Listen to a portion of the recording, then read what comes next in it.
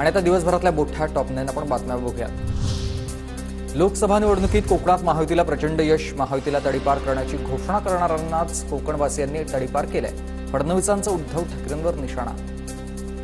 लोकांनी अशी गर्जना केली होती की आम्ही महायुतीला तडीपार करू, कोकणाने त्यांना कोकणातनं तडीपार केलं।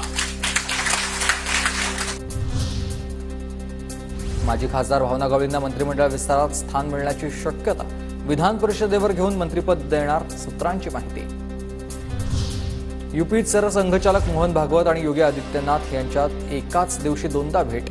लोकसभा निकाल आणि संघ मुखपत्रामधून भाजपावर टीकेसंदर्भात अर्धा तास बंद दाराआड चर्चा। विधानसभा निवडणुकीसाठी संघ आमदारांची कार्यशाळा घेणार सूत्रांची माहिती। पुण्यात भाजपच्या आमदारांना प्रशिक्षित करून विधानसभेचा आढावा घेणार। पुढील आठवड्यात कार्यशाळा सुरू होणार असल्याची माहिती।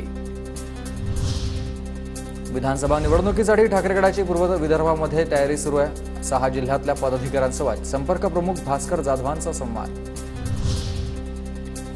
छत्रपती संभाजीनगरमधल्या पराभवानंतर ठाकरेगडाची आढावा बैठक। संभाजीनगरमध्ये आपल्याला फक्त पक्षाला मानणाऱ्यांचंच मतदान झालंय, मुस्लिम आणि दलित समाजाचं मतदान आपल्याला झालेलं नाही, अंबादास दानवेंचं हे वक्तव्य। कुडाळ मालवणमधून कमी मतदान झाल्याचं सांगत ठाकरेगडाचे आमदार वैभव नाईकांनी मागितली विनायक राऊतांची माफी। मालवणमध्ये झालेल्या चिंतन बैठकीत मागितली जाहीर माफी।